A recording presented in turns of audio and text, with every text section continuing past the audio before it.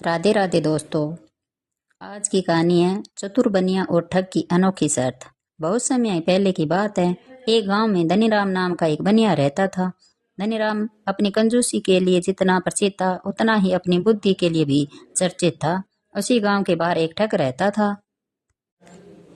ठग का मानना था कि वह दुनिया के किसी भी इंसान को अपनी बुद्धि के जाल में फंसा सकता है और उसे ठग सकता है।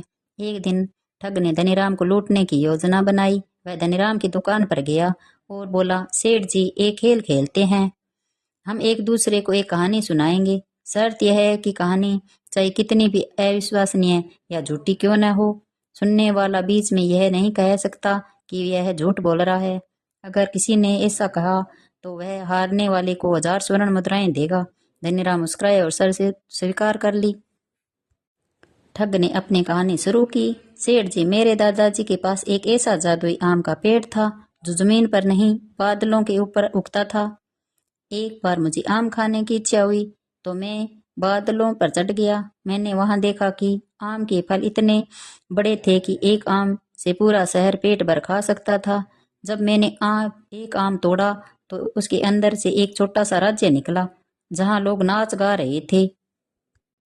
ठग रुककर धनीराम के चेहरे को देखने लगा कि शायद वह उसे झूठ बोल दे, पर धनीराम बड़े मजे से बोला, वाह, बहुत खूब, फिर क्या हुआ? ठग ने आगे बढ़ाया। जब मैं नीचे उतरने लगा तो देखा कि सीढ़ी गायब है और मैंने वहीं बादलों में रुई से एक रस्सी बनी और नीचे उतर आया, पर रस्सी थोड़ी छोटी पड़ गई तो मैंने अपनी परछाई को पकड़कर छलांग लगा दी और बिना खरोच के नीचे पहुंच गया। धनीराम ने शांति से कहा, बिल्कुल सही बात है, परछाई बहुत मजबूत होती है। आपकी बहुत कहानी अद्भुत है। अब धनीराम की बारी थी। उसने लंबी सांस ली और बोलना शुरू किया। भाई, मेरी कहानी तो बहुत साधारण है। मेरे पिताजी एक बहुत बड़े व्यापारी थे।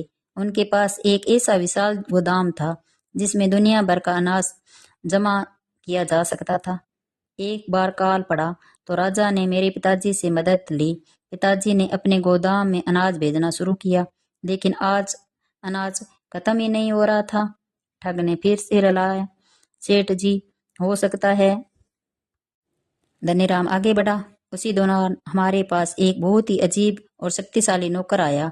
वह एक दिन में 10 हाथियों का काम अकेले कर लेता था, लेकिन वह नौकर बहुत लालची था। एक दिन वह हमारे गोदाम की चाबियां लेकर भाग गया। हमने उसका पीछा किया पर वह गायब हो गया। ठग ने पूछा, फिर वह मिला या नहीं? धनीराम ने अपनी आंखों में चमक लाते हुए कहा, हाँ हाँ, वह आज ही मिला है। जानते हो वह नौकर कौन था? तुम्हारे दादाजी थे।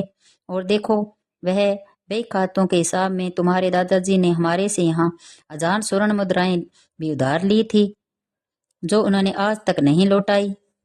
अब चूंकि तुम उनके पोते हो तो वह कर चुकाना तुम्हारा फर्ज बनता है। ठग सिनिप से हो गया।